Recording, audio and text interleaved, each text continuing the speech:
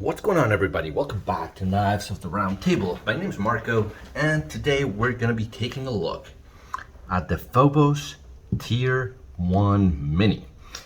So this is a knife that falls in that everyday outdoor use for me. Okay, if I'm camping, if I'm just going out for a day in the woods, and I don't have a specific task in mind, this is a knife this size is what would usually be with me.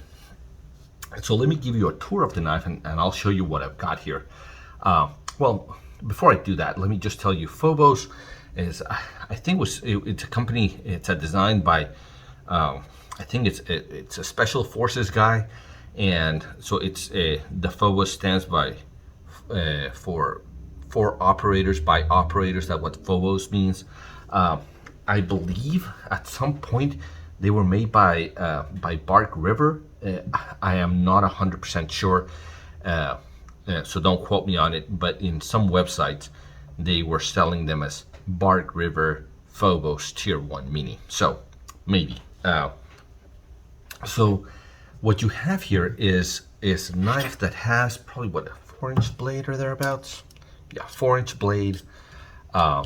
You have this kind of swedge here that turns into a thicker tip, so you have this swedge. It's the smallest of drop points. Maybe you have a little bit of a flat and some belly out here. You have some jimping in the back. You have a really big forward choil. So and then they sell them in like all bunch of configurations. They have a whole bunch of different micartas, a whole bunch of different G10s, a whole bunch of combination of liners. So there's a lot of options there. And it's a full tank construction. It's a thick blade, not quite a 1/4 inch, but you know, it's pretty darn thick. I put a mirror edge on it, and we'll talk a little bit about why I did that. You do have the largest lanyard hole here in the back, and you have this probably pommel here in the back. So let me give you some size comparisons. I always ask my viewers, if you think of a fixed blade that is a benchmark in the industry that everybody has, let me know in the comments down below, because it feels strange to always compare to folders. So here it is against the Para 2 and the Para 3. So you know, to give you an idea of the size, this is what I would call small that wants to be medium fixed blade. It's you know, it's much bigger than a full size pocket knife, but that's against your bug out, and that's your mini bug out. So that kind of gives you an idea of kind of where we're at. So let's start on the review. This is kind of an interesting one, because I think the design is fairly interesting. But let's start in ergonomics, and I think ergonomics, this knife shines. For my hands, a large glove hand, I've got a full 4-finger grip on the micarta, and it melts in your hand. It is so comfortable. It is one of the most comfortable knives in my collection for fixed blades. And then when you choke up here, it's a little less so, but not by much. This is still really, really, really comfortable to hold. I've done smaller tasks, you know, small wood processing, a little bit of whittling, you know, cutting leather, those kinds of things.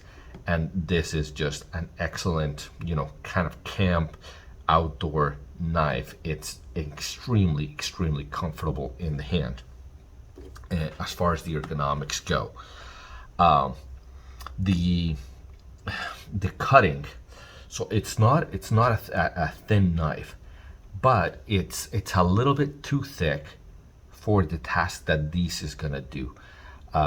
You know, so you have this thick of a blade, but usually when you have that thick of blade, you need it for chopping or batoning or heavy wood processing, those kinds of things.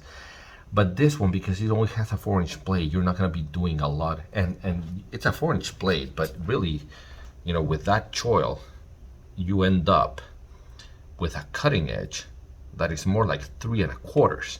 Okay, so you only have a 3 1/4-inch cutting blade, so the blade's a little thick for the uses that you're gonna have on a 3 1/4-inch sharpened edge. But you know, once I put that edge on it, oh, and this is by this is also, I want to say, I think this is CPM 154. Don't quote me on it. It's either that or 154 cm, but I think it was CPM 154. So the powdered version of 154. So once I put an edge on it, and it takes a really nice edge. Once I did that, it cut a lot better than the factory edge, and I brought back the bevel just a tad bit to have a little less of an angle on the secondary bevel. But it cuts well, but it cuts very well for the minor outdoor tasks that I do with this size of a blade. The fit and finish, it's a tale of two halves. I think the fit and finish on the handle side, on this portion of the knife, is excellent. I think the micarta and the liners and the jimping is excellently done. As I said, the ergonomics are perfect. I really like this. You know, these screws that they got going through. Everything is perfectly lined up. Everything is perfectly flush. There's no gaps. There's no anything. I think that's really, really nicely done. The blade, that's the only thing that makes that makes me think that it's not done by Bark River, because it seems like, you know, the transition between this face and the flat out here is completely rounded. Okay, even down here towards the choil, the transition from this point to here, it's completely rounded, like somebody just went to town on a buffing wheel. The same thing happens here, the same thing happens here. So instead of having these nicely defined surfaces, what you got is this rounded mess of surfaces. It cuts well, but you also have, I don't know if you can tell, but it's not symmetrical. The swedge, the line here should be perpendicular to the axis of the knife. Instead, it goes at an angle like that, because this swedge is not symmetrical to that swedge. And when I sharpened it and I put it, you can feel that. I can feel that it's a fixed system, but I could tell that that the bevel was not identical on both sides, even though I have a fixed system. So I think the buffing, it just detracted a lot from the knife, and also the fact that they buffed it prevents you from really having, you know, a nice grind on this side, or a, you know, a satin flat or whatever. It's just somebody really went to town on the blade portion of the knife.